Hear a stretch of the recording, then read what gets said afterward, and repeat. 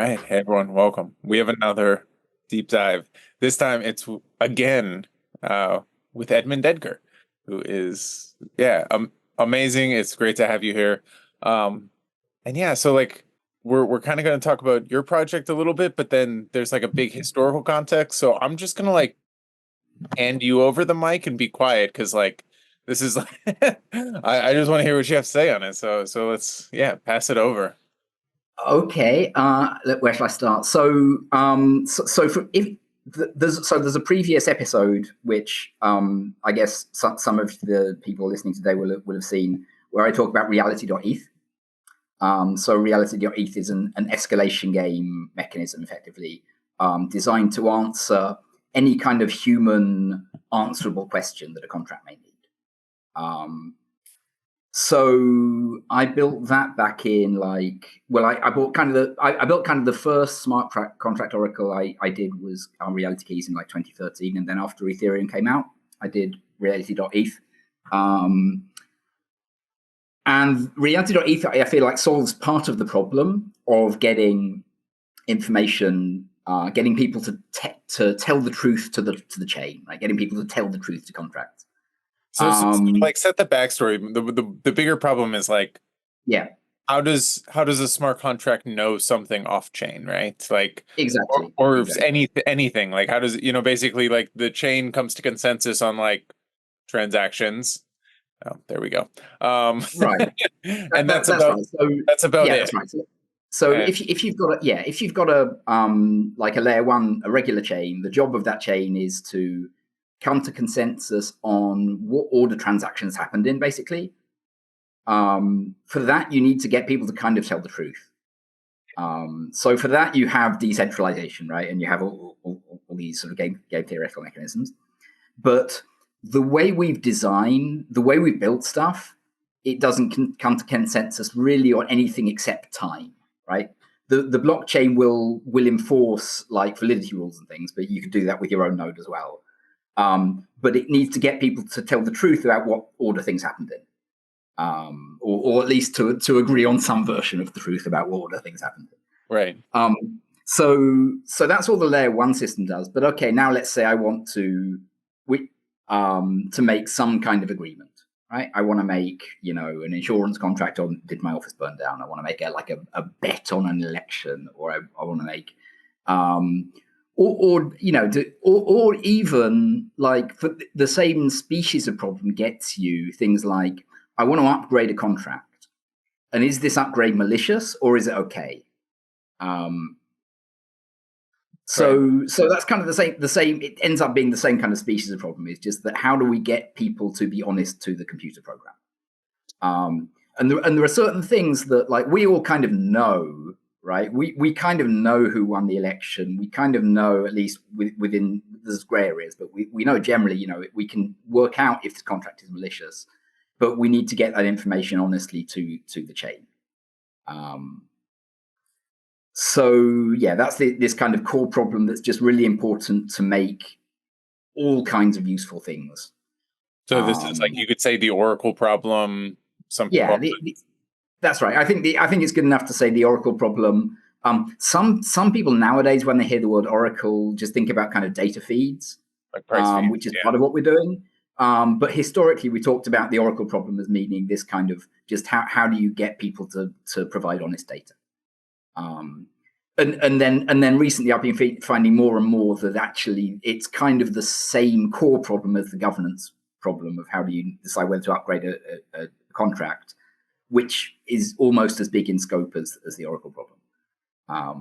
Well, and then bridging is probably a similar. Sorry? Bridging as well, probably a similar. Yeah, exactly. Giant unsolved. How do we come to agreement on some other thing that's not our chain problem? Exactly. So that's right. Just the same problem that everybody kind of knows. Anybody can like download that chain, like run a node of that chain, and they can look at that chain and say, okay, this transaction has gone through. But the chain that you're on doesn't know. So okay, how do you do that? That's right.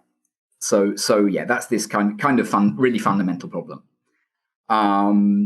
and it's basically solved in the current marketplace by a multi-sig with extra steps. Pretty in like mostly, right? I mean, you know, sort of you got your chain link and things, and also a lot of governance systems are hard to sort of multi-sigs. And that is one way to do it. But then we want to know, okay, how do we do this trustlessly without relying on some trusted? Or even like token voting, you could say is roughly a big multi-sig, right? Yeah, kind of. So actually, let's go at it that way. Okay. Let's start with. I want to come to a decision. Let's start with token voting, and we can talk about why token voting doesn't really solve the problem. What's wrong with token voting? And then we can kind of add another level on top of token voting and talk about why that also doesn't really solve the problem. And then we can get to what we can add more steps. Yes, we'll solve the solution in time. Yeah. So okay. So let's start with that. So let's start with what's wrong with token voting. So let's imagine that I've got a I don't know. We've got a let's say we've got a DAO, and the job of the DAO is to plant flowers, right? Oh, yeah. Okay, so there's our DAO contract. We got a whole. Yeah. And that DAO has got some money or some kind of assets, right? These are tokens, DAO tokens, right? Yeah. Okay. So the problem is, okay, how do we persuade that DAO to actually plant the flowers and not do something else? And let's imagine we've got these tokens that people can buy and sell. So we're going to vote on it. Well, the first problem is, if we're going to vote on it, the people who own those tokens are probably going to act in their own interests and not necessarily interested in the interests of planting flowers. So maybe somebody so let's say that the DAO has got a bunch of ether, and the DAO is supposed to plant flowers, but somebody buys up half the tokens and spends the ether on themselves. There you go, the DAO failed. So now that would have worked a bit better if the job of the DAO hadn't been to plant flowers, but the job of the DAO had been to just like make money for the token holders. Right? If that was the pure job of the DAO, was to make money for token holders, then maybe, you know, today they think they can make money by planting flowers and like getting people to pay them flowers or something. But even there's a serious problem, which is I can come up with I can buy half the tokens, pass a governance vote to take all the money in the DAO, and then the half who didn't have lost their money.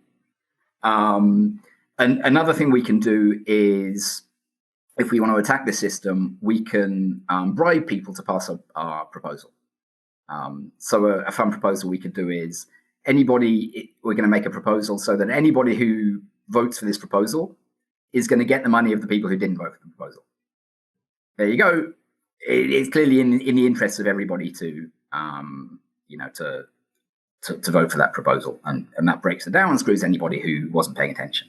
So yeah, token voting is really, crypto economically is kind of horrible, and it kind of gets worse if you decentralize it more, in a sense, like in terms of the the economic incentives, because people meaning if everyone's anonymous, it actually makes it worse. Well, not just whether they're anonymous. I mean, it's true. Yeah, if they're known people with like real world reputation, then maybe that's going to encourage them to be honest. But well, I'll say that they were hacked, I guess. But that's like what we're moving away from, hopefully. Yeah, right? That's right. So that's no longer crypto economics. But then also the other problem, if it's more decentralized, is that let's imagine that you want to go in and say I'm gonna. So we've got $1 in a pot, right? And I want to make a bribe to make the DAO pay me the $1, right? So I make my proposal and I say, for 1 cent, I will pay you for your vote. So what are your, if you've got to decide what to do on this vote, what are your options? Well, obviously it's a and let's say there are like two people in the, or three people. Easy math, right? Yes. Yeah. So if there are 3, let's say I get 2 of them to take the bribe. They each take $1. So they each get $1, and I get the $100 from DAO. that's obviously a bad deal for them, but it's a better deal than not voting for my proposal, right? Because if they didn't vote for my proposal and the other guy does, then they get $0, right? Right. So now, if it's only 3 DAO holders, then you can very easily see how like they would say, well, like maybe the other guy won't vote for the proposal, or you just call up the guy and say, come on, let's not vote for this. But if it's 1 million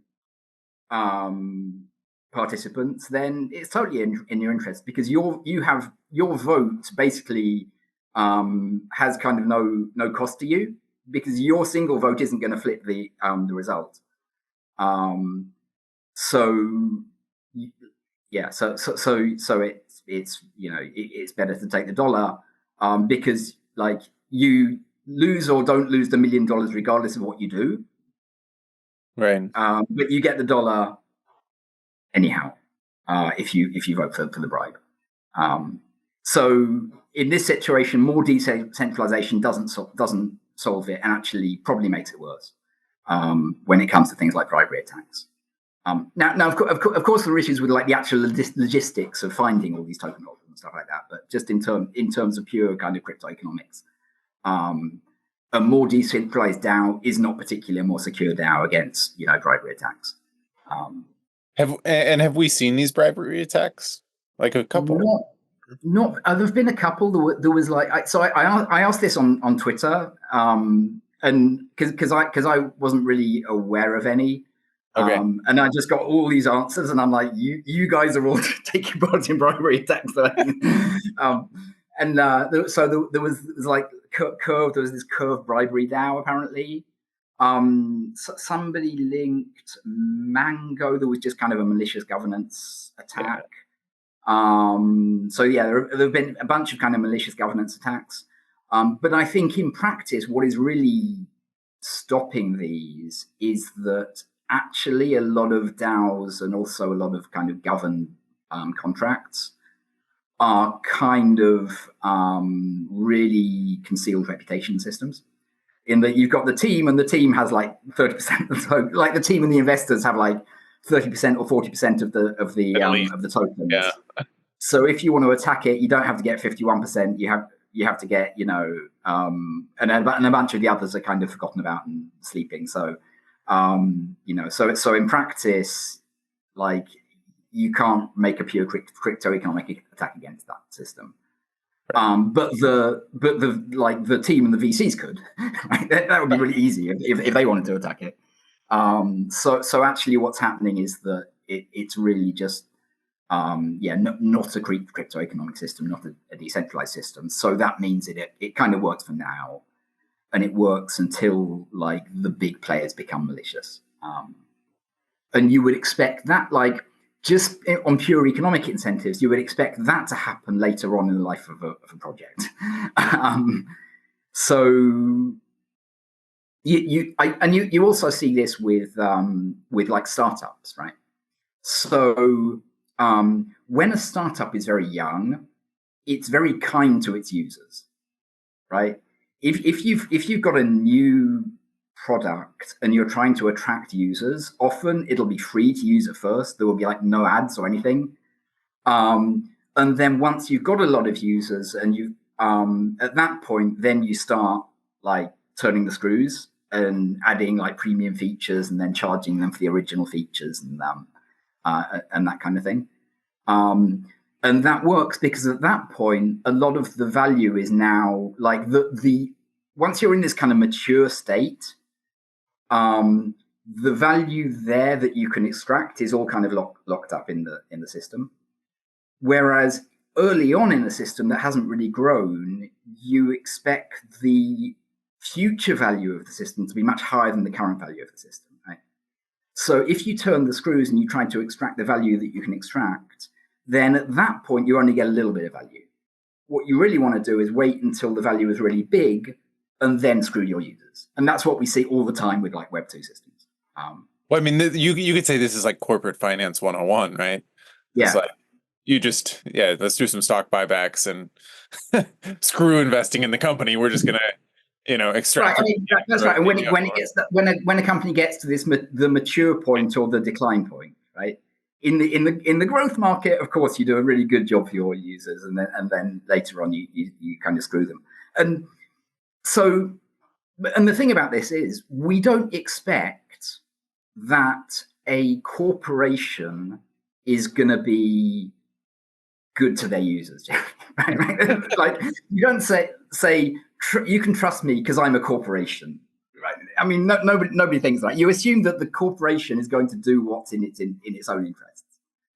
But the model that we've got for DAOs is basically the same as a corporation, but with less of a legal backstop.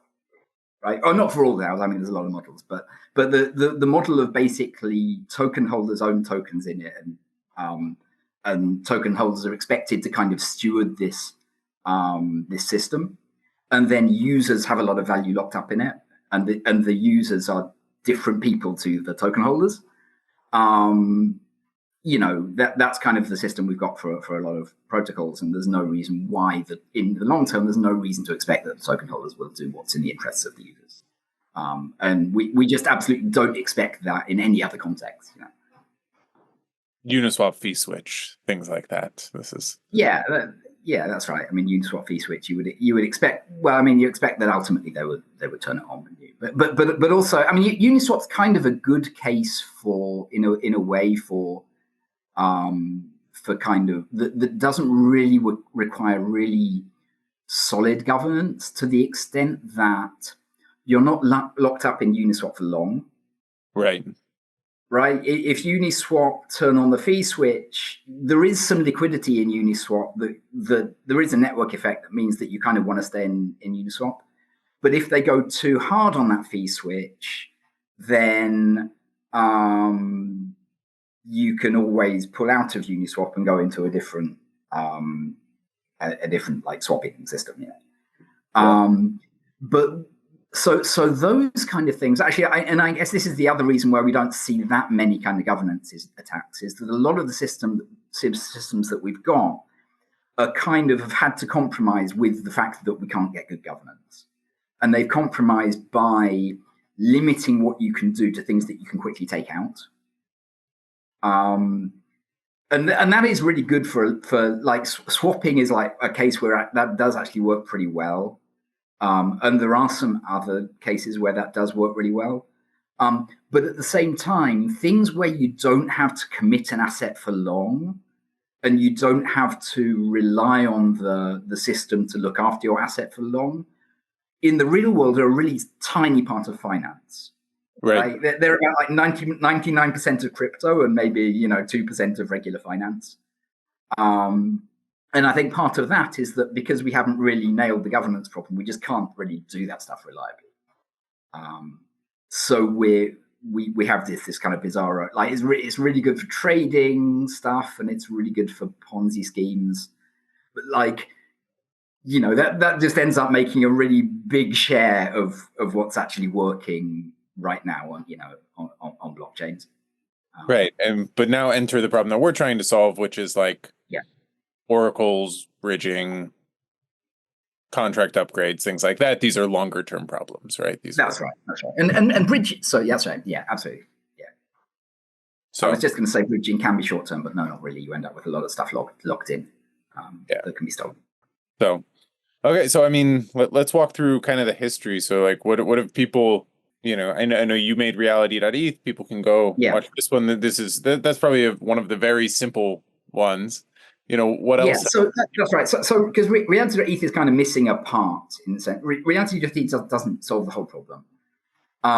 So let's talk about Augur, because Augur is a really well. Actually, let's talk about the next move you could make with this with our Flower DAO. So we had the thing where people were voting. We said that token voting was bad because there's kind of no cost really to voting wrongly, or there is a cost to voting wrongly, but the cost is socialized, right? And the benefit to voting wrongly is private. So everybody ultimately is incentivized to vote dishonestly at some point. So then you say, okay, what could we do to actually make a cost to voting dishonestly? Okay. Like this would be like we have the tokens, and then we have like say a yes for the proposal, right? And then what could we do to get people? We want yes, plant the flowers to happen, right? Right. So yes is the honest answer, and no is the dishonest answer. Okay. And we want to punish people for the for not doing the yes answer. So one idea is you do slashing. You say we get to the final answer at the end, and if you put in the correct answer, then you get rewarded with the votes of the people who put in the wrong answer. So the problem isn't that presupposed that we knew what the right answer was. Right. So like if you go yes, no, you could say, okay, well, more people voted on yes. Right. Less people voted on no. These three people, then these three tokens get distributed to the people who voted yes. Exactly. And that would say like this would be honest majority assumption, correct? Right. That's right. Exactly. So if your majority is honest, then you're fine. But the problem is that then in one sense it's better than the pure token voting, in that if you just to a small attack and you fail, then you lose money. But in another sense, it's worse in that if you can actually invert this system, right? If you can pay people to put in the wrong answer, and you can bring that off, then you can actually steal the money from the people who are honest. And what's even worse is you then don't even necessarily have to put up the money for the bribe. If you can just make a commitment, if you can just persuade people that you could put up the money from the bribe, and that if they vote honestly, then they're going to end up on the wrong side and they're going to get punished, then in theory you can actually bribe them for no money. So you could say, listen, we have a smart contract that takes the money after the win and passes it back. So therefore, if you're, you could even, it's like more of a social attack. You say like, listen, we have a lot of the tokens, like committed already that are going to do this. If you're not voting with us on the no, you're going to be you're going to lose some tokens. So then everyone is right. And there was, I looked for it this morning, I couldn't find it, but somewhere there's Warren Buffett had this idea to bribe Congress, which involved some kind of scheme like this, where you say you're going to pay the bribe if the thing passes within a certain range, and then you say that if it passes within a higher range, you're not going to pay. Anyway, I can't remember the details, but anyway, these kind of attacks, in theory, you can do. Right? You can do bribes that end up costing you nothing and make a profit. So in a sense, it seemed like a better system. It will maybe fail less often, but if it fails, it can fail really hard. And if you put together a kind of a consorted attack on it, then you can hit it really hard. Well, and then the other piece too, that one of these things is, in practice, what happens with most of these token voting systems is that most of the time, most people don't vote. Right. You have, most of the time, the only people that are going to vote are the 2 or 3 whales, and you expect them to be honest, and they vote. And which actually is very dangerous, because like a lot of times what we've seen in the past, like, is people will just wait until like that last block, and then they'll throw all their votes in on the other side and flip it, right? Yeah. And that's like even cheaper, because now it's another issue that you're like, okay, so basically we need to be able to handle a failed vote, is basically what we're saying. Yeah. How do we handle a failed vote? Right. So then we get to the best, well, a good solution that we actually had in practice. I say a good solution, not a perfect solution, for reasons we'll maybe discuss. But then we get to the Augur design. So what Augur say is, what they were trying to do in Augur was they were trying to settle a prediction market, right? So you want to say, okay, who won this election? Yeah. Did Biden win the election? Let's say they're trying Trump, to Biden. The answer is yes, he did. But some people will make money if they make it erroneously say no. So what they do is they have kind of a slashing type of scheme, like we just did, except that if we spend enough money on it, what we can do is we can make two augurs. So we can make the whole system split into two. And well, this was after some dispute rounds, correct? That's right. That's right. So we don't want to do this right away. And they never actually, in practice, the system never actually got to this stage. How many? So like in practice, what you can do is you can pay like, listen, we're going to deposit. If you pay $100, we'll kick off another round of votes. So hopefully more people can pay attention this time. Right. But the forking thing we're about to discuss works as the backstop. So what happens is that so what we're going to do is in Augur, what you say is if we get to this fork, what's going to happen is there are going to be two versions of Augur. In one of them, the answer is considered to be yes, and people who bet on yes are going to get paid. People who bet on Biden are going to get paid. In the other one, it's considered to be no, and people who bet on Trump are going to get paid. And these tokens that did the voting, on yes Augur, they're going to get all of the no tokens. And on no Augur, they're going to get all of the yes tokens. How many tokens did I have? Yeah. All. And then here they would be, we'll draw some other color over here. These would be all the tokens down here. Yep. Okay, and then this would be the no token. So now these tokens no longer exist, correct?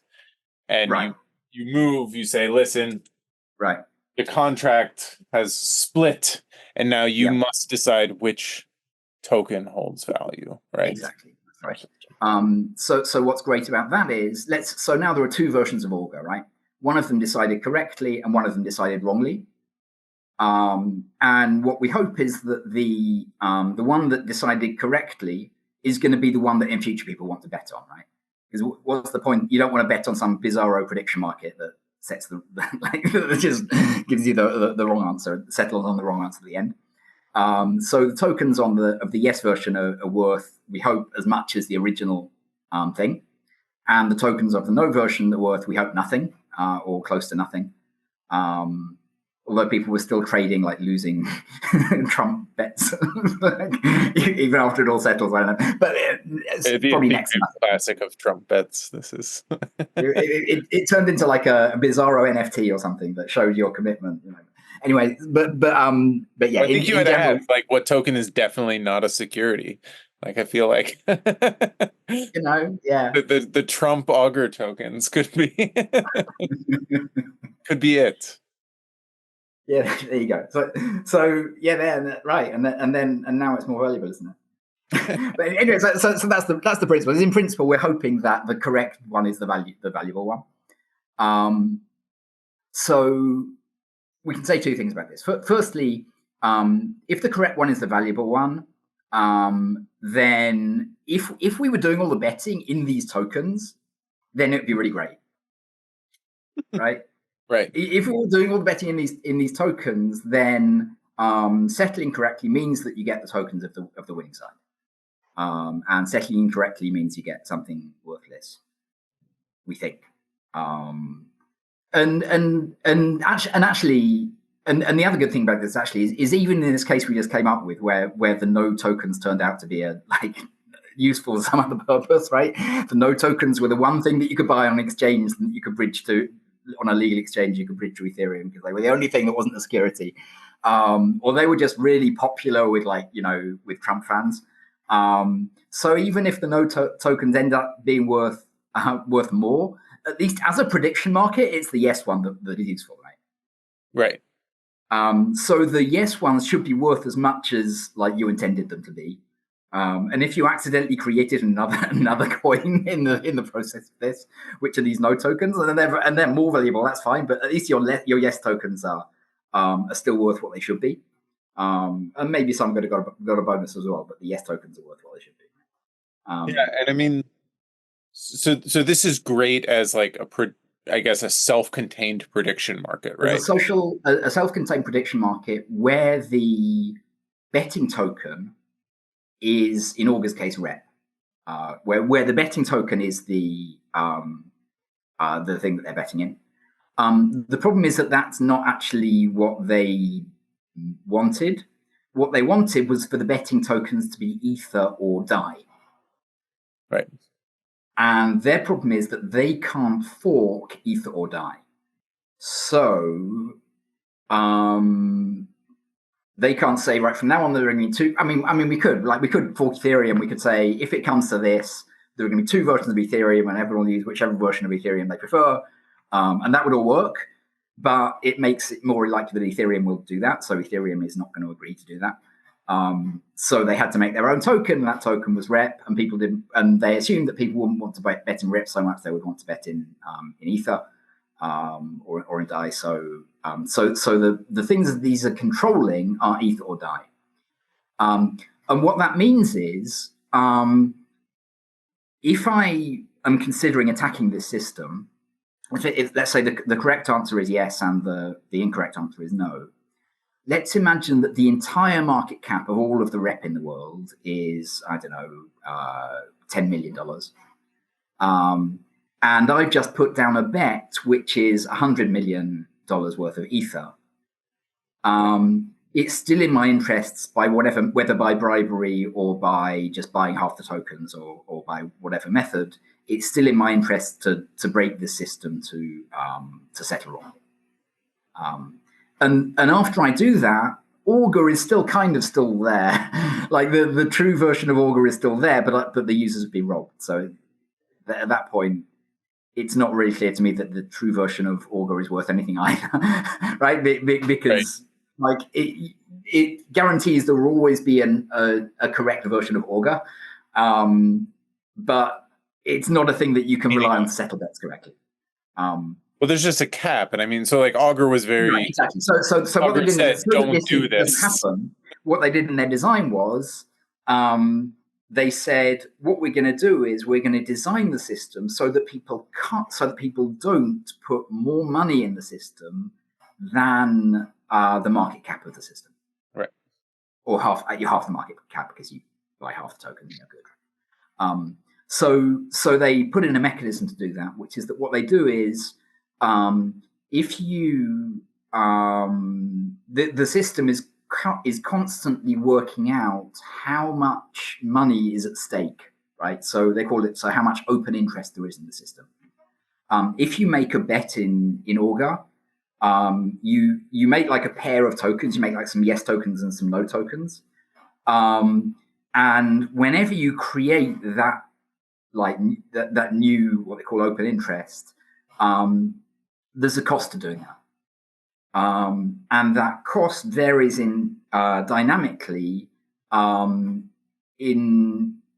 parallel with the value of the rep token.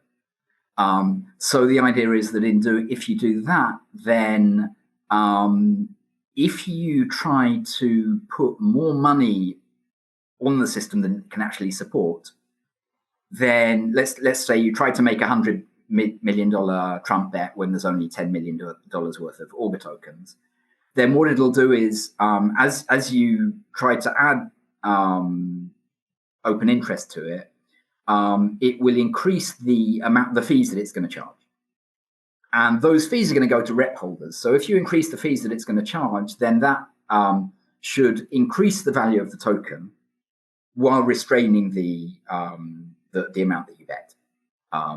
And ultimately, it'll just keep putting these fees up and up and up, so that you just can't put more money in than the value of the token. So that's the idea. But there are a few problems with it. One is you have to actually manage the value of the token, right? You actually have to know how much, or you have to know how much open interest there is. And that's good if people only do their betting inside Augur. But what someone else can come along, if those fees have gone really high, then what somebody else can come along and do is that they can make a new betting system, which is just going to read off the result from Augur and then let people bet without the fees.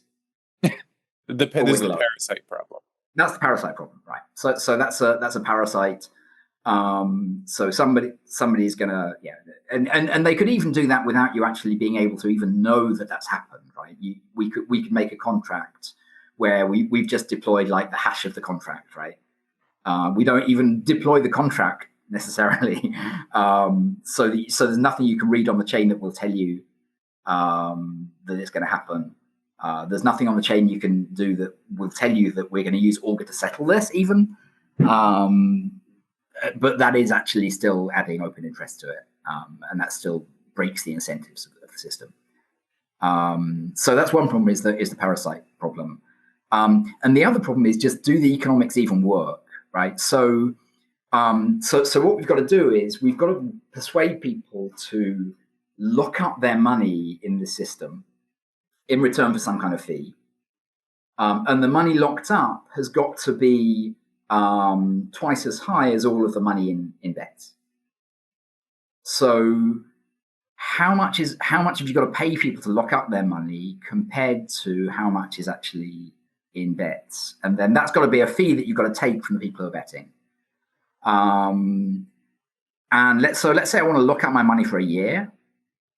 Generally, like, interest rates are like in this, like when it was like the zero interest rate world that they built it. So we reckon you could do it probably 5% or something. You get people to lock up their money, but now we don't. Now we have actual interest rates. Right. Potentially you've just got to extract a lot of money in fees to get people to lock up enough money, and that may just not be a practical amount for that bettors want to pay. And this is even worse if you think about, like, you're governing a DAO or something, and the DAO is supposed to sit there for 10 years dispersing assets to the, because it takes a long time to grow flowers. It's supposed to be dispersing assets to the, then all of the assets that you've got locked up, you've just got to take a huge chunk of this money just to pay the token holders not to steal it. And it just turns out to be potentially quite a lot of money. And again, this is something that works in a really short time horizon, right? So if we want to bet on a sports game, and like a lot of betting on sports games happens during the game, so that's probably okay. You only have to lock up the money for like an hour or two, or maybe a bit longer if there's a dispute. That's probably okay. But a lot of the interesting financial use cases are actually, and also kind of social use cases, are actually much longer. So if we want to be able to do stuff for longer, then we really need to be able to do that. So yeah, that's what was tricky about the Augur design. Ultimately, Augur kind of failed, maybe not for quite those reasons. But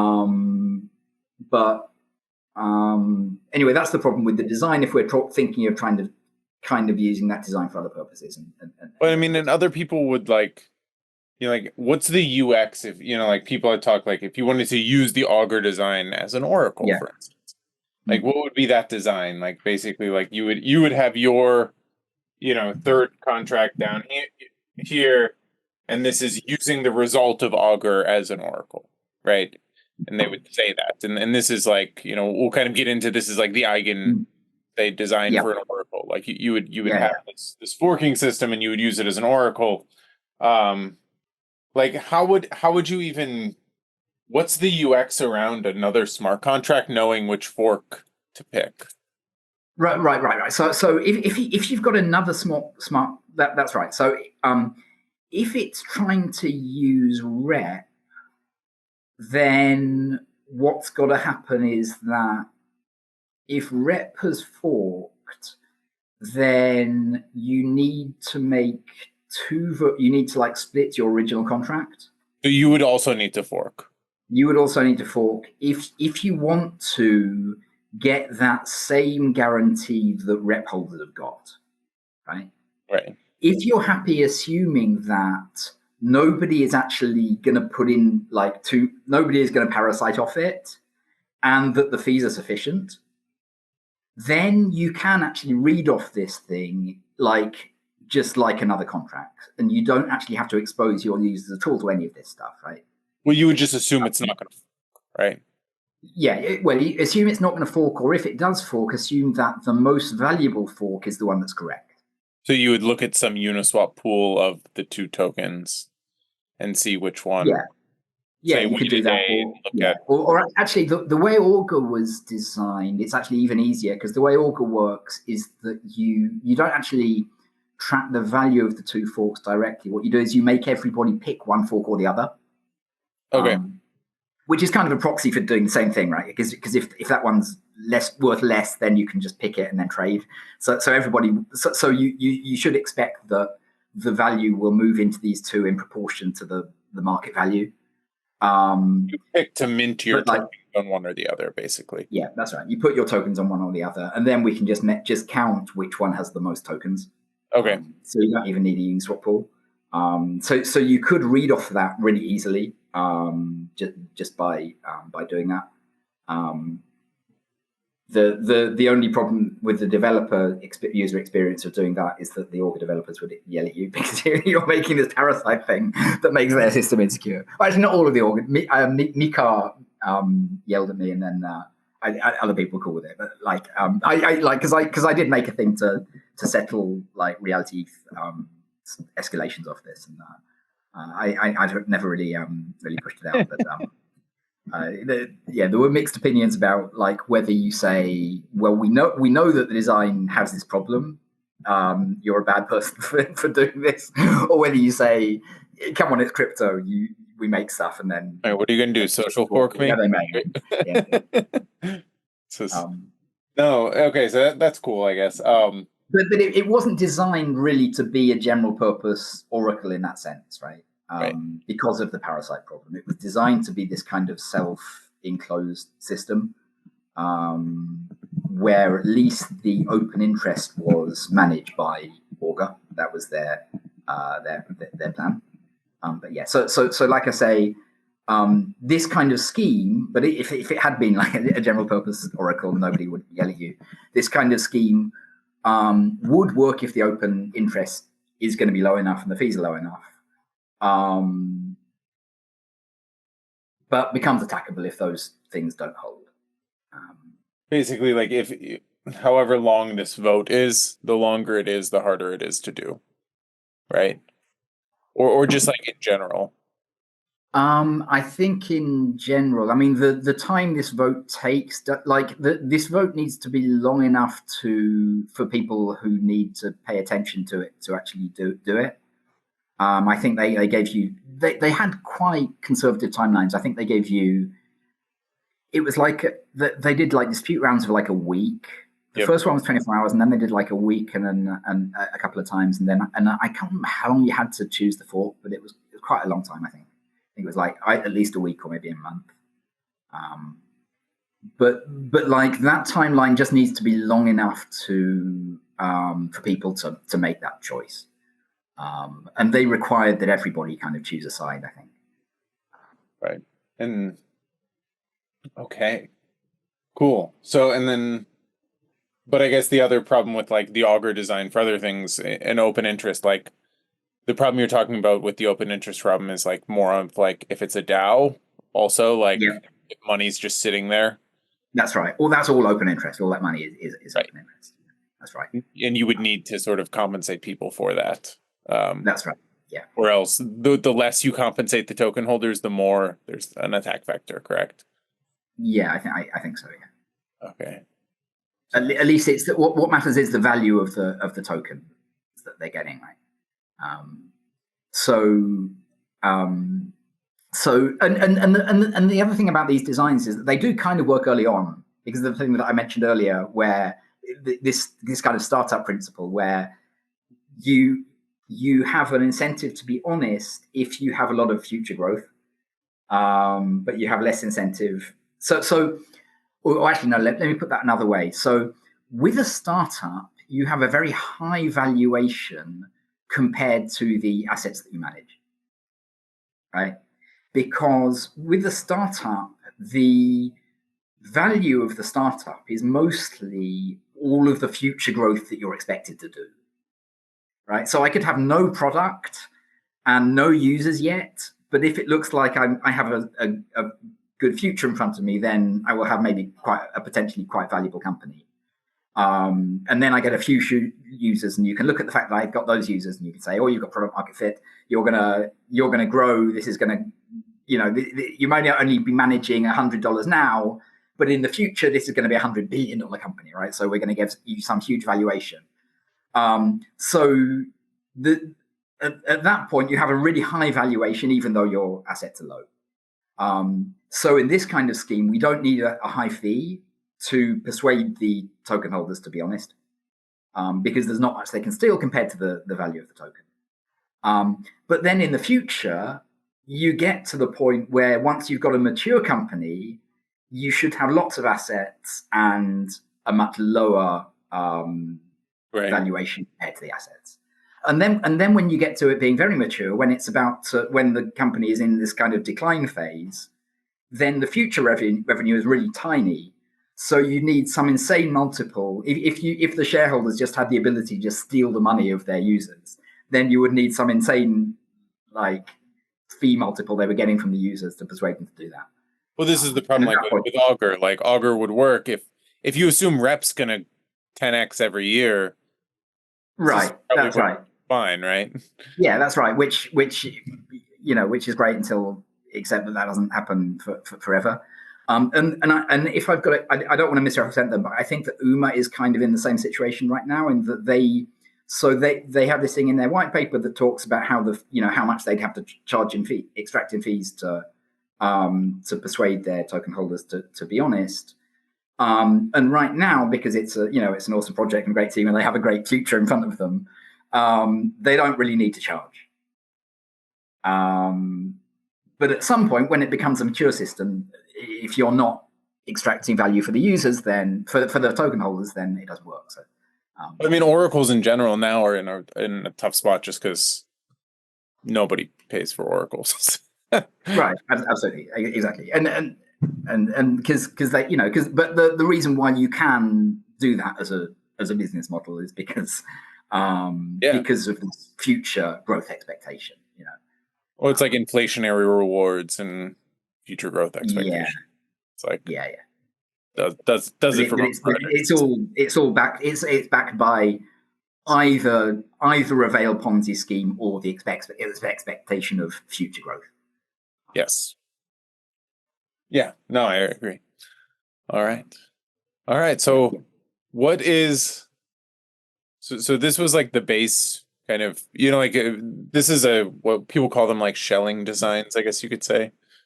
It's kind of a shelling game design. It's actually kind of not, in the the idea with shelling game design is that you're incentivized to do what everybody else does. Would be how I would strictly understand the shelling game. And this is in a sense not quite that. It's kind of a prediction market on which fork people would like if you had a fork, which isn't exactly about so it's not exactly like there was a lot of talk about shelling games, I think, in the early design, but I think the forking doesn't really make a shelling game design. And the problem with shelling game, strictly the idea of the shelling game, so shelling coin was an example of this the system. This was a design we didn't maybe which I guess shelling coin was kind of the design that we discussed with the before we did the forking, where we did the slashing, but we didn't do the forking. Right. And the thing about shelling games is that they work really great if you can't coordinate with everybody else. Where the idea is that everybody, the place where everybody is incentivized to go is where everybody else is going to go, and everybody else is most likely to go with the truth, because that's the one obvious point, and not with something that's incorrect. But you can upset that with bribery and stuff. Everybody, if you think everybody is most likely to go with where the bribe is being paid, then again, that's the thing that makes the bribe cheaper, because it's you change the expectation, everybody goes there, and then they're rewarded for going where everybody goes. Okay. Cool. So I think we're kind of, what I hear is like Augur forking systems in general are very, very powerful, because what it allows you to do is in some ways secure more than your market cap, right? Right. That's hopefully the goal. Same with Ethereum, even if you stole all the ETH, we ultimately are going to fork, and you're going to be left with nothing because all the users are going to move exactly. over. So this is a really important point about how layer ones are secured. Is that in practice, because the Bitcoin people will like to kind of deny this, but like in Ethereum, I think we're much more comfortable with the way this works. That layer one systems aren't secure because nobody could buy up half the tokens and make them insecure. They're secure because if they did that, it wouldn't get them very far. You can attack it, but it would be a very big visible attack. And if they did do it, we could do this. What we call so with Ethereum, the case we talk about is censorship. So let's imagine that somebody leans on the biggest staking pools and gets them to start censoring blocks with Tornado Cash transactions in. And this could happen. That would be absurd. But I mean, they're already kind of lent on. I'm joking. I know. Right. So they're already kind of censoring in a lot of cases. A lot of actors in the space are, for legal reasons, figuring that they're safer to censor transactions from Tornado Cash. So if you send a transaction from one of the the addresses on the OFAC sanctioned list, then what will happen is that if one of those parties is involved in putting it in a block, they won't put it in a block. However, what all of the actors in Ethereum will currently do is if somebody else puts that in a block, they will sign off on that block. They won't pretend that they didn't see that block. Right. But they could. And right now Ethereum has, a certain number of pools, and they're mostly known actors. And, we know who those people are. So, some government agency could lean on them or could do, there could be a prosecution against one place, and that would maybe create a chilling effect on other stakers. So we could see something like that happen. So then the question is, okay, what happens? And one thing that would happen is that there would be a fork of Ethereum somebody would make, and that fork of Ethereum would slash at least in one way or another, would spank the people who censored the blocks.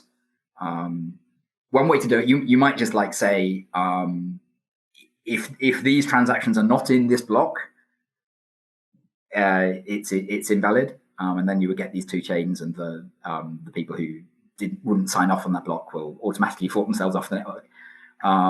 But in either way, you get this chain, and it might not be the majority. You might have a minority chain, but everybody who is relying on the fact that they can send ether regardless of what OFAC thinks, or what, depending who the attacker is, maybe what the Chinese government thinks, would then still be able to send their ether. Now, they're not guaranteed that those ether would be valuable. We don't really know. It's possible that the market would prefer the OFAC ether to the anarchist ether. We don't know, but at least you would have if you have some kind of ether, you can at least guarantee that much. And the fact that it will probably not be very successful is one of the things that actually makes it not worth doing this kind of attack. So you could spend a lot of money, or you could exert maybe a lot of law enforcement capital trying to bring this off. But if all you manage to achieve is a little bit of inconvenience while everybody has to switch to a different chain, then you didn't really do anything useful. And it's a cool security because there's literally no way to quantify that for the attacker. Exactly. That's right. It's not economic. It's not economic security. It's not something you can count. Right. And it's also not democracy, right? There's nothing that you can count that, if you get the majority of it, will allow you to control what chain people prefer. The value is purely subjectively what value people have in their heads once this happens. So you may be able to persuade people to value the bad one. You could maybe sponsor conferences, you could make T-shirts, you could do an advertising campaign, I don't know. You could try to persuade people to prefer the censored Ethereum or the attacker Ethereum, but you can't force them to. If they want to carry on using the honest Ethereum, they can. So we have that for layer one, for the thing that layer one actually manages, which is ordering of transactions. But just because of the way we kind of ended up layering things, we don't have that for anything you build on Ethereum, right? Now, and there have been some suggestions that maybe we should do that for some purposes. So there was this idea by Justin Drake that he wanted to put like an enshrined US dollar price feed in Ethereum blocks. And if that happens, then you do have the same security over that data. Like if necessarily Ethereum would fork over dishonest behavior. But obviously the downside is there's then more risk that Ethereum will fork. So that's where Ethereum has kind of drawn a line. Well, this was, Vitalik has a great post on don't overload Ethereum's consensus. Exactly. He talks, the more things you have the validators doing, the more you risk forking. And hence, this is one of the risks of restaking. If the validators are doing more things, there's more of a chance we fork, right? Exactly. Yeah, well, that's right. Yeah. And I don't really know what the restaking endgame was, because I don't know whether. So they've got this new design which kind of makes sense to me, and the old design kind of didn't make sense to me, and I don't know if that's because I don't really understand the old. Like the old design makes sense to me if you assume that if everything went to hell, you could fork Ethereum. And I don't know if that was the assumption that they were hoping to to make work, or if the design was just something that I don't understand, or if it just didn't work. But anyway, they've now pivoted to a new design, which I think works a bit better. It definitely works a bit better. I don't know how the two designs work. If anyone's watching this and can get one of them on, they don't answer my emails nicely. Yeah. Wonder why, but anyway. So I mean, I guess do you know much about their design that you could talk, like how does it sort of extend upon this? I'm not really confident I understand it.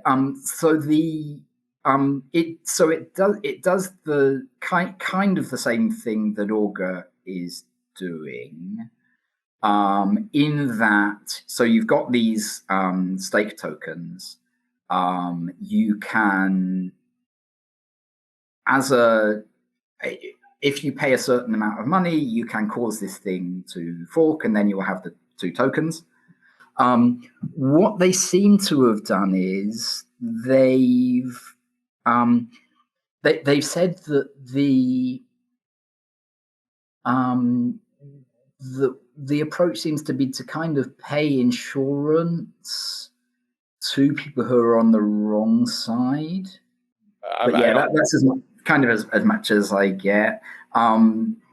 So it says it solves the Augur parasite problem, and as far as I can tell, what they do is just kind of punt it to somebody else. Like you have these so anybody can make a contract called an AVS, which is going to commit some stake, and the AVS can cause the thing to fork. And the AVS will be paid in the token where it was wrong. Something like that. Anyway, I don't really get it. But I mean, I think like the whole downside to me, like using any sort of subjective system, like basically where you have forking, the big problem, whether you're using these guys as your bridge or your oracle or something like that, is you need to add in a giant pause button, right? In your contract to wait for this thing to resolve. Yeah. I think that's where a lot of people we've sort of punted to multi-sigs because we don't want to pause our DeFi applications, right? Or our bridges. And I feel like how do you get around? Is there any way around that in a forking system? Yeah. So there's one. I mean, you can do some things that are economic if you assume that ultimately you can get the right answer. Then you can make people put up bonds and things to back their multi-sig. At least you can use it in that respect. You can put money at stake to back the fact that they are going to correctly put in the multi-sig. But again, you get the economic security bound, which is that there's this much money that they put up. Is this much money in my contract? And yes, what? Yeah, right. And that's going to be very expensive for some purposes. So that's one thing you can do, is just have incentive systems to make people do the thing fast. We also have a notion that we're calling, we haven't yet talked about a backstop that I'm building, but we have this notion of what we're calling hypothesis chains, where we have this idea that what if, when you have if somebody observes some bad behavior, we have this thought, what if you immediately spin up 2 parallel universes? And ultimately, the governance is going to make one of these parallel universes go poof, right? Right. But for the time being, you can just trade on both of them as if they're both correct. So at least internally to that thing, for assets within that system, you should be able to carry on just trading like on the assumption of the original thing. Okay. So we think that will work where you don't need to be kind of bridging stuff to outside of this kind of it works within the self-contained system, but you have this impedance mismatch within when you want to come out of the self-contained system before the time is up, as it were. Well, this is like in Augur, like all of these other open prediction markets are going on theoretically in both of these worlds as we're voting. That's right. So but Augur do this. The thing is that Augur do this after an escalation game, right? Yes. So because the forking is fast, right? The forking you can do in an instant, and you can immediately use the 2 forks.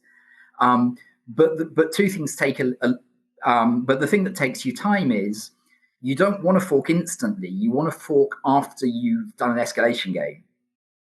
And also, at the point where you fork, you need people to know which fork they should be using. So that's okay. Firstly, it's okay for a use case that's good with being slow. So the settling an election example is generally okay being slow. Like if you made the bet 3 months before, that's okay. And then even while it's in dispute, you can still trade out, right?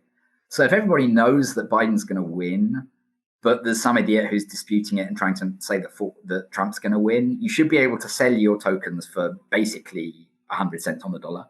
Right. Empirically, that's not exactly what happened, but at least if everybody can. If everybody can tell what's going to happen, then they should be able to trade on the knowledge even during the dispute period. But yeah, the problem is if you want to do things like sort of synthetic assets and stuff that are trading against each other, then yeah, that seems like it is not going to work so well. So yeah, so the idea with the hypothesis forks is that even at the beginning of the dispute period, let's immediately spin up these parallel worlds and let people interact on the parallel worlds. And that's not going to work if you're buying coffee, because you've got to be aware of multiple parallel worlds, right? And that's like it's just not practical for humans to do but it may be practical for bots and AI systems to do. It may be that they can just assume the 2 and just carry on trading on the 2, and if one of them disappears, then no foul. All right. Well, this is a good kind of transition. Let's explain backstop quick. We can Right. So backstop. So what we got to with Augur was that if you've just been doing stuff in rep, then it's pretty secure, right? Right. But the problem is that people don't just want to do stuff in one token. We want to have composability. We want to have lots of things interacting with each other, and that's what makes Ethereum and the similar systems interesting. Is that you have all these composable systems. People want to issue different tokens. They want to do different stuff. So if we were doing everything in rep, that would have been kind of okay. If we'd done this with Ethereum, that would also have been kind of okay. If we'd said that Ethereum we can fork the whole thing over like an Augur market, that would also have worked. And then anything on Ethereum would have been okay. But Ethereum didn't want to do that for good reasons. And and the world is more than just like one token. So we want to do the closest thing that we can to let's fork Ethereum. So what we want to do with Backstop is we can't fork Ethereum, so let's make a layer 2 system that we can fork. So the idea is that you can forking works really well for the native asset, but when you fork one thing, you also want to fork all the things it's talking to together, right? That to keep composability. So I have to stop you. Is a forkable L2 just an L1? Like, well, okay. Is it? I mean, there's an argument about is it an L2, which we can maybe get to. Right. That's what I'm wondering. There's always an argument about whether it's an L2. Okay. Actually, let's back up from why is it from the L2 part. Let's just say what you could build is you could do instead of making Ethereum and building on Ethereum, we could have made socially forkable Ethereum, right?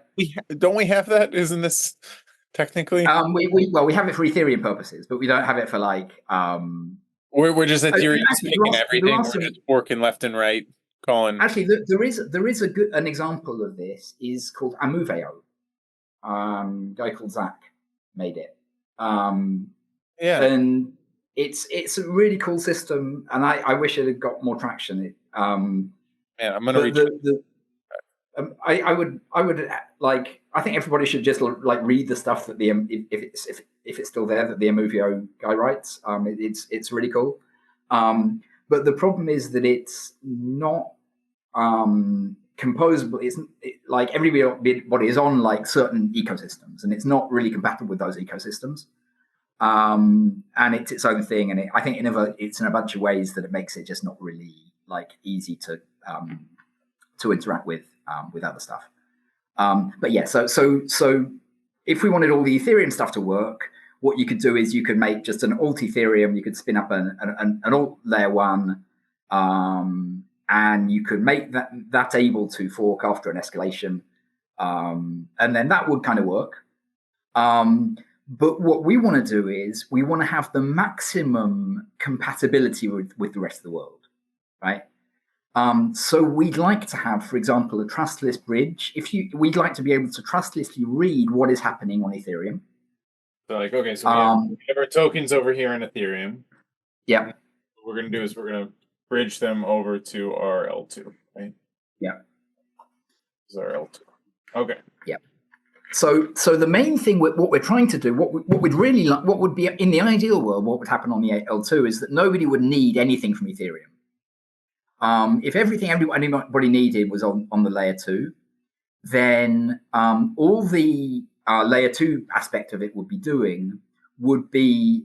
just saving us the ability to have like our own consensus over transactions and things.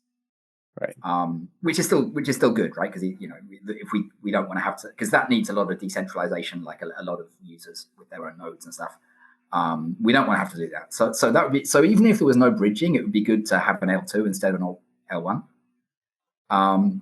But also the other cool thing is that you can actually bridge other tokens over, and we can read stuff straight off of the L1. So for example, let's imagine that on the L2 we want to read a Uniswap price.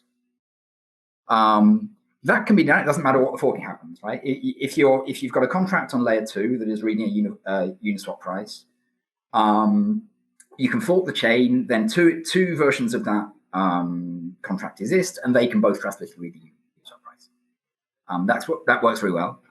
Another thing is, let's imagine that I want to bridge one ETH over to the layer 2 for whatever purpose it may be.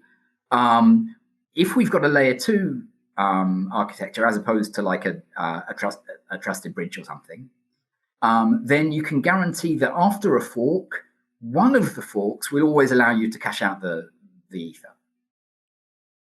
And this is backstop, right? This is backstop, yeah. Okay, so you would bridge.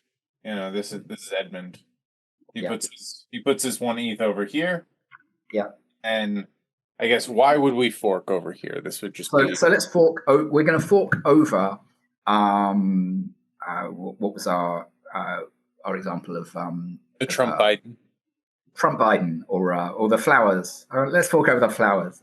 Happy flowers. Let's do the flower attack. So somebody's trying to rob the flower DAO and use the flowers to make something nasty. So somebody just going to take the attack over here, and they're stealing your one ETH that was locked in this flower DAO contract.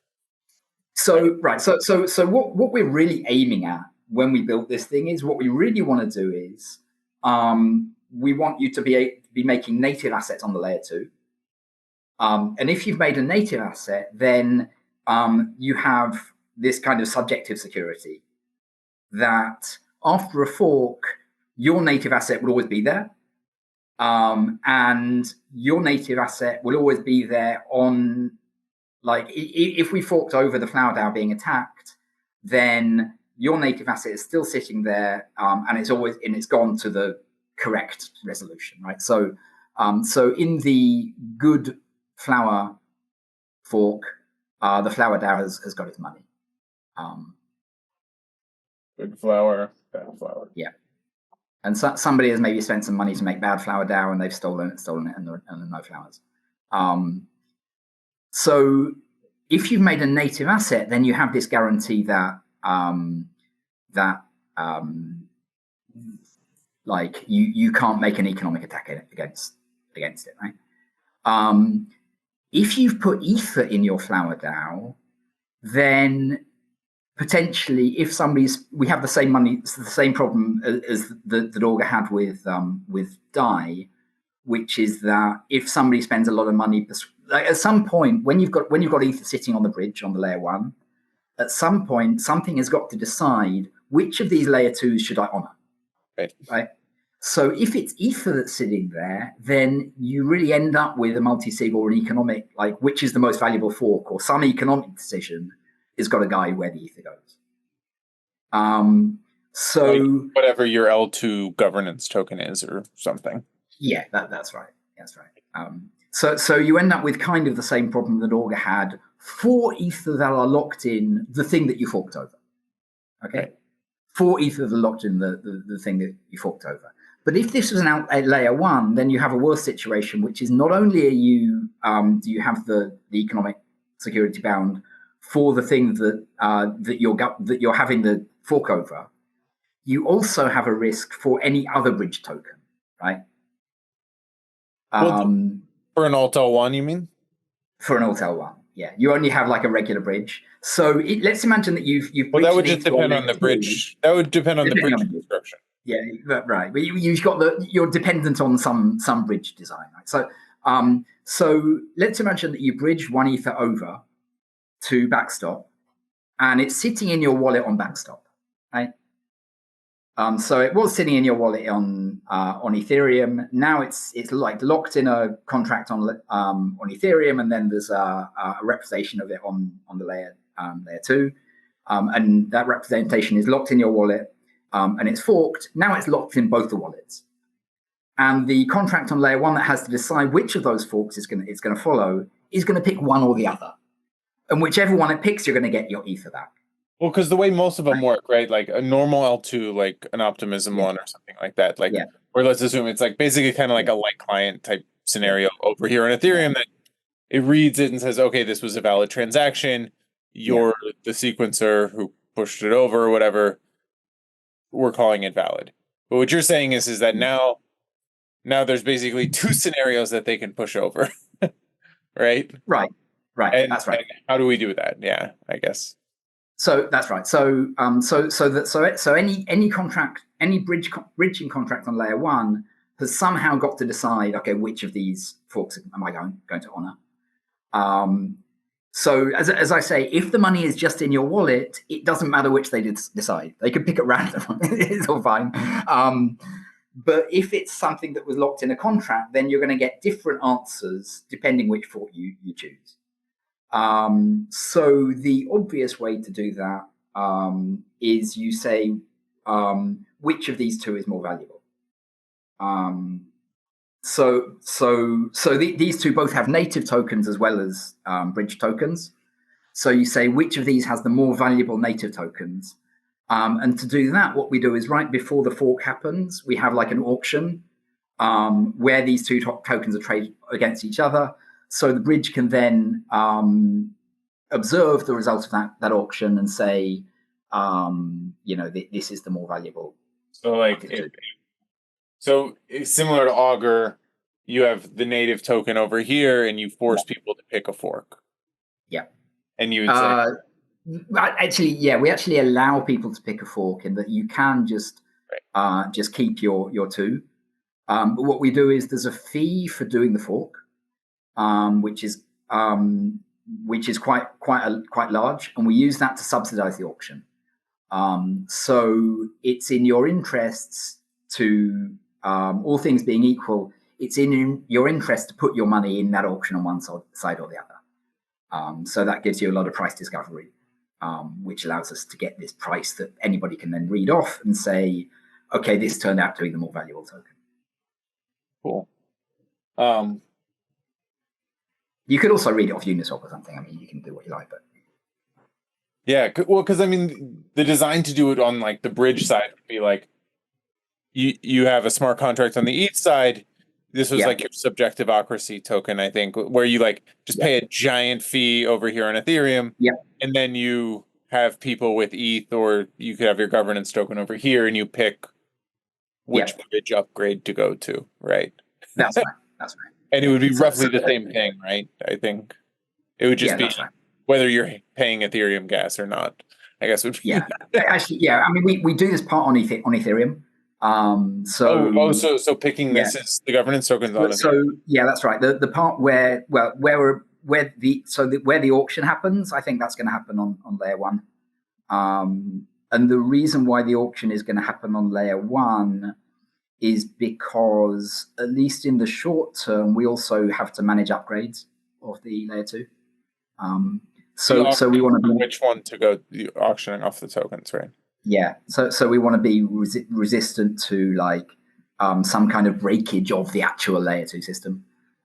In the long term, it doesn't matter, but in the short term, we're going to have to do that. Well, so then, but the native token of the L2 then is the native token have to be over on L1 then? You can bridge it across. Okay, but then don't you have the open interest problem over on L1? We have the open interest problem if you're bridging Ether. Yeah. Right. So you have to pay people to hold the L1, hold this native token over on the L1. Yeah. Maybe. I don't know. Yeah, we do. They have to want to hold this token. Right. And the payment for wanting to hold the token is that when there's adjudication stuff happening, they're getting fees from that. And also when the fork happens, then we're eating a chunk of fees. Theoretically, this could totally be an L1 too. It could totally be an L1. It just means that you have, so it could be an L1 with some kind of bridge design, right? Well, like if it was like a Tendermint chain, for instance, like you could easily add this thing over top of a IBC bridge. Yeah, I think. Yeah. No, I love it. It's super cool. And then I guess the question would be is like, so what is the amount you're looking at? Because this would be like, this is really hard because they're like, kind of, there's like, if it's too, this is a question for like EIGEN probably in the future, is if it's too low, it's a censorship attack and you can just grief the system. But then if it's too high, then who the hell can do it? Yeah. Well. So we're thinking a few percent. Of the total supply. Total supply. Okay.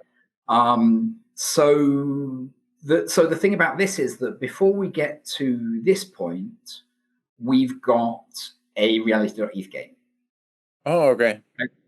So the way this is, so just I don't know the detail of how reality works. People can maybe go back and see the previous time we did that.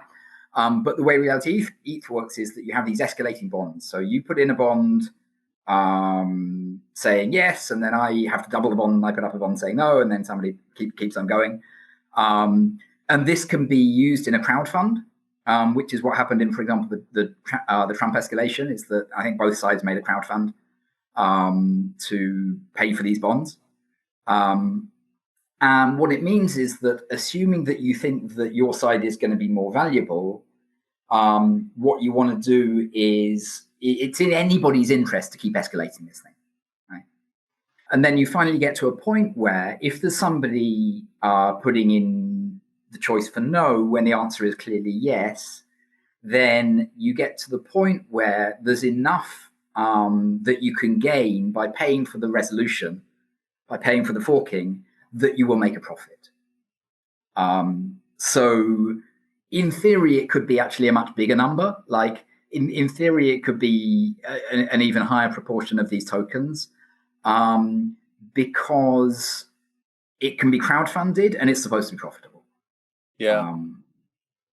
No, I mean, yeah, I'd be curious to see how it will work in practice. Like, I know a big problem for Teller right now is like almost like a vast majority of our tokens get dumped onto sexes. So like, and like they don't vote or do anything with.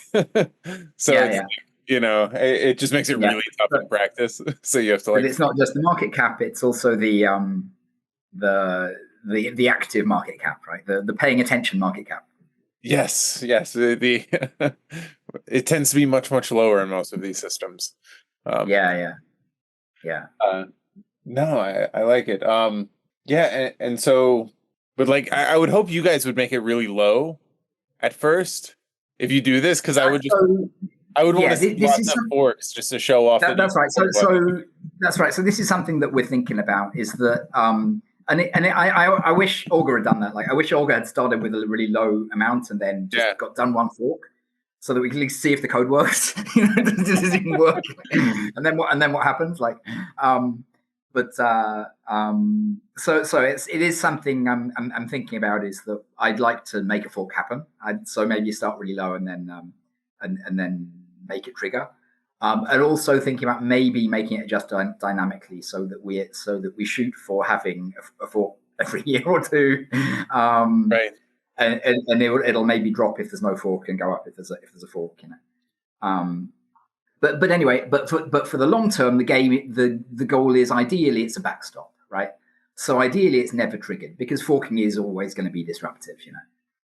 People have to pay attention. Yeah. Well, I mean, like right now you would have like Optimism and Arbitrum and stuff. So they're technically forkable sovereign L2s in the sense that they're multi-sig controls the bridge contract, right? Yes. Like, and so, but theoretically for them, it's going to be a governance token that controls it. Which is I don't know what the end game is supposed to be for each of these systems, right? Because originally when we were talking about L2s, the assumption to me was always that they would never be ungoverned systems, right? And that they weren't going to be upgraded because they were going to be perfect in that. If you have to have a governance token, it strikes me that a lot of them are kind of over-engineered, to be honest. Like, spending a lot of time making ZK proofs and things. And I don't know if the governance is honest, then you could probably do something a lot more lightweight, I feel like. But, right. If we're making this assumption, then but yeah. So my understanding of the purpose of the design, at least, is that they become unupgradable. My understanding of the current market dynamics is that nobody is anywhere near becoming unupgradable. So yeah, I don't know. I guess ultimately somebody will make one that's somebody will have, like, since there are so many coming out, somebody will make the unupgradable one, right? Or somebody will say, somebody will differentiate by saying, okay, that's it. We're going to close off upgrades. For us, I think what we're going to do is use this, like I said, use the same mechanism to govern upgrades. So if you have what you think is a malicious upgrade, then we will end up with a fork. And if you've got Ether in your wallet, then you'll be in. So then we lose this guarantee that if Ether is in your wallet, then you will always have it, right? Because if the upgrade is malicious and the forking process, the bridge chooses the malicious side, then you would lose your Ether, which we can partly mitigate with like time delays, but it's not ideal. Yeah, because I mean, you're still sort of subject to the market cap problem of your governance token. That's right. That's right. But at least if you've got native stuff, then you're okay. Right. Which is also kind of true of like Optimism, to the extent that if Optimism had a malicious upgrade, you could take the native tokens on Optimism and you could say, okay, this is the new Optimism. Right. Optimism. And everybody who was on a bridge is gonna have to go to bed and cry. But the problem with that is that Optimism is really designed with the intention that like everything's coming across the bridge, right? And that's kind of supposed to be the design. Whereas our design is kind of in the middle there, where at least before we turn off the ability to upgrade it, where at least you have a good kind of social assumption that that at least the native stuff is there, and you're supposed to be using the native stuff. So I think you have more hope that in this situation where there's a malicious upgrade and there's an attack on the governance mechanism that chooses which is the upgrade the bridges are going to follow, you have a better hope of like continuing the native ecosystem. Right. Well, I mean, like, are you planning on just making one L2 or multiple? We're planning on making one L2, unless somebody comes to us and says we want one for some other purpose. Well, I mean, like, we want a generic L2. We may have some L3s on top of the L2 for things that I talked about earlier, like the hypothesis forks where you want to fork really fast. But yeah, what we really want to do is have a kind of a generic layer 2 where because what we want is the most composability possible, right? So we want lots of things talking to lots of other things. So we want everything to be on the same layer, talking that's standing on the same gravity, right? So if there's a fork, you don't have to deal with this problem of I'm a contract here. There are now 2 versions of me, but this contract that I'm talking to, there's only one version of that. Well, I mean, like, ideally, like I've thought about this, like if you had multiple and like you were building like, sort of a Cosmos ecosystem out of these or something, ideally it would be like Ethereum social consensus that you could kick off, right? So if you had a bunch of L2s, then like, listen, we're forking, sorry guys. Every other chain who's looking is like, okay, our social consensus will kick in. And you could all like sort of agree to like, you have your own social consensuses that all decide each other's, and it would be this. Right. Yeah. I think that would be like the vision for the future, hopefully. I wonder. I don't know. That would be like, because like right now, because like we're dealing that problem with like if we have Oracle data on one chain, we want to bridge the data to another chain. Do we have an ability to fork the Oracle chain? Right. Yes, but then the ultimate question is like, well, how the hell does the bridge? How does the bridge know that? Yes. And so that's why I feel like we fundamentally what we need is one big forkable shared reality that all forks at the same time. Yes. I think that's the core problem, thing that we need, and like whether you do that, if you express like you could maybe push more to the layer 1 in terms of like have a token that forks, and the other tokens also fork. Well, I was saying if they're all just like L1s that talk to each other and agree to settle each other's social forks. You know what I mean? Right. Like if it was like we all just we're all a bunch of app chains that agree to solve their social forks, and like if you split, like the whole galaxy of chains could split into like Trump land and Biden land based on the different things, and you could like I don't know, like it could be you we go down. You may be onto something. I can read. Yes, well, I think that's like sort of reminds me like the Urbit style design where you're like you just download what data you want. Your reality is reality. Right. Like just why not? But no, this was awesome. All right, well we're like over an hour and a half. Okay. Well, and that's given me stuff to think about. So yeah, really fascinating conversation. Anything? Where can people find out more, or what have we missed? I don't know. Okay, so we have a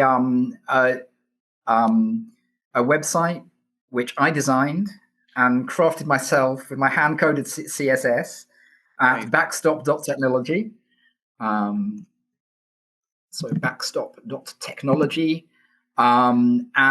So on there we've got the apart from my beautiful web design, we've also got the white paper, and we've got a link to a Telegram group.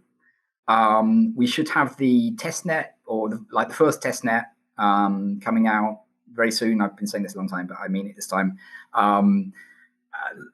Probably by the I don't know, next couple of weeks. I really want to have that out by DAppCon. So I'll post the details of that on the website, but also on the Telegram group. So if you want to join the Telegram group, that'd be awesome. We've also we're on Twitter as Backstop Technology, which I will as Backstop L2, which will be on the website. Well, this was a blast. Yeah. Thank you Always so much, Edmund. And we'll have you back on to explain more. Please do.